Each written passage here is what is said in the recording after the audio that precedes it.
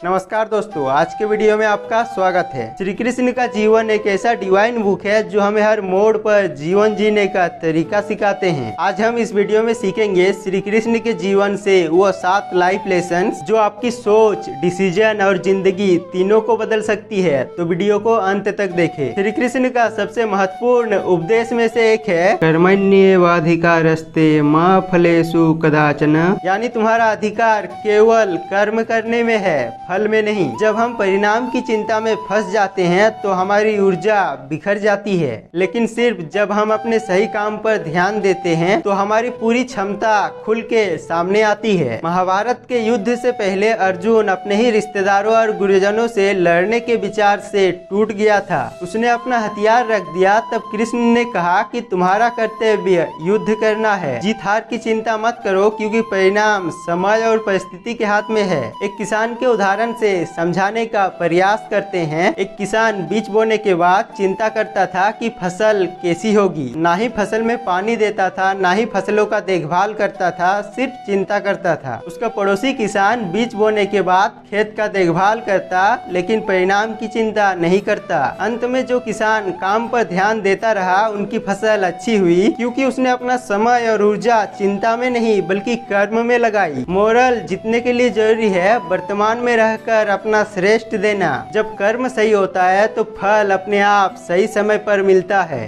सच्चा मित्र वो है जो सत्य के साथ हो। श्री कृष्ण ने हमेशा दोस्ती का मतलब निभाया, चाहे द्रौपदी का वस्त्रहरण हो या अर्जुन का मानसिक संघर्ष। वो हमेशा सत्य के साथ रहे, उन्होंने कभी अंध दोस्ती नहीं की। मोरल, ट्रू फ्रेंडशिप का मतलब है सच के साथ खड़ा होना, ना कि बस साथ देना। सच्चा मित्र वो है जो सच के साथ खड़ा हो, चाहे परिस्थिति कितना ही कठिन क्यों ना हो। दोस्ती सिर्फ साथ देने का नाम नहीं बल्कि सही रास्ता दिखाने का नाम है। कृष्ण कभी हालात से नहीं डरे, वो हर प्रॉब्लम का शांति से हल निकाले। जिंदगी में हम अक्सर मान लेते हैं कि हमारा परिस्थितियाँ हमें तोड़ देती है, लेकिन सत्य ये है कि हमें तोड़ता परिस्थितियाँ नहीं बल्कि उसे देखने का हमारा दृष्टिकोण है। श्री कृष्ण ने कभी भी कठिन हालातों को हावी नहीं होने दिया। भारत जैसे विनाशकारी युद्ध के बीच भी उनके चेहरे पर आत्मविश्वास और संतुलन था। उसने हमें सिखाया कि हर समस्या के भीतर एक अवसर छुपा हुआ होता है, बस उसे देखने की नजर चाहिए। जब सुदामा उनके पास आए तब उन्होंने गरीब को नहीं बल्कि दोस्ती के अमूल्य बंधन को देखा। यही कारण है कि वो हर परिस्थिति में मुस्कुरा सकते थे, क्योंकि वो बाहरी हालात से ज्यादा अपनी आंतरिक सोच को नियंत्रित करते थे। मोरल, जिंदगी के हर सिचुएशन में आपका नजरिया ही असली ताकत है। अहंकार ये वो जहर है जो चुपचाप इंसान की अच्छाई और बुद्धि दोनों को खा जाता है। श्री कृष्ण ने कई बार ये साबित किया है कि अहंकार रखने वाला कितना ही शक्तिशाली क्यों ना हो, अंत में उसका पतन निश्चित है। एक बार इंद्र को अपने सामर्थ्य पर घमंड हो गया। उसने सोचा कि वर्षा के बिना कोई जीवित नहीं रह सकता। उसने गोकुल वासियों को सबक सिखाने के लिए भारी वर्षा भेजी, लेकिन कृष्ण ने बिना क्रोध के, बिना शक्ति के दिखावा किए अपने छोटे से उंगली से गोवर्धन पर्वत उठा के पूरे गांव को बचा लिया। इंद्र को समझ में आ गया कि शक्ति का उद्देश्य रक्षा करना है, डराना नहीं। जब पांडव और कौरव दोनों कृष्ण के पास मदद मांगने आए तो कृष्ण ने एक तरफ सेना और एक तरफ खुद को रखा और चुनने का अवसर दिया।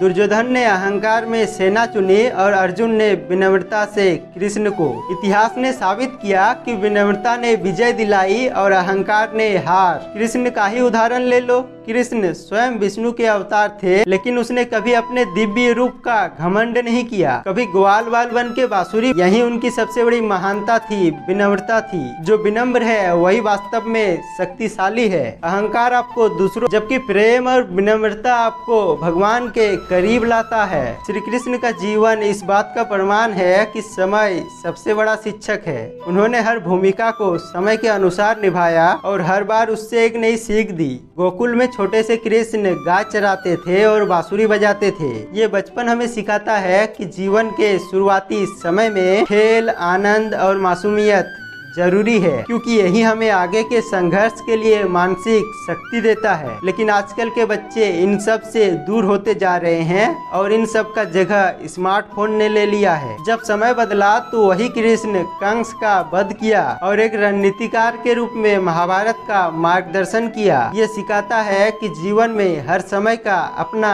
कर्तव्य होता है और हमें उसके अनुसार खुद को ढालना चाहिए। मोरल, समय हमें बदलता है, सिखाता है और आगे बढ़ाता है। जो व्यक्ति समय के साथ खुद को बदलना सीख लेता है वही जीवन में आगे बढ़ पाता है। श्री कृष्ण ने ये सिखाया कि प्रेम और करुणा से बड़ा कोई बल नहीं। उनकी शक्ति सिर्फ उनके सुदर्शन चक्र में नहीं बल्कि उनके दिल की गहराई में थी। राधा और कृष्ण का प्रेम सिर्फ एक भावनात्मक रिश्ता नहीं था बल्कि आत्मा और परमात्मा का मिलन था। ये प्रेम ना ही लोभ से जुड़ा था ना अपेक्षा से, ये समर्पण था। महाभारत के बाद जब अश्वत्थामा ने पांडवों के वंश को खत्म करने की कोशिश की, भी कृष्ण ने उसे मारने के बजाय दंड देकर छोड़ दिया। उन्होंने सिखाया कि बदला लेने से बेहतर है करुणा दिखाना और गलत को सुधरने का अवसर देना। मोरल, शक्ति वो नहीं जो डराए बल्कि वो है जो सहारा दे। सच्चा बल करुणा में है और सच्चा विजय प्रेम से मिलता है। श्री कृष्ण अपने जीवन से ये सिखाता है कि जीवन को बोझ नहीं बल्कि एक लीला मानो। उन्होंने कठिन से कठिन परिस्थितियों में भी हल्के मन और मुस्कान के साथ जीवन जिया। महाभारत के बीच भी जब हर तरफ तनाव और मृत्यु का साया था, कृष्ण ने स्थिरता और संतुलन बनाए रखा।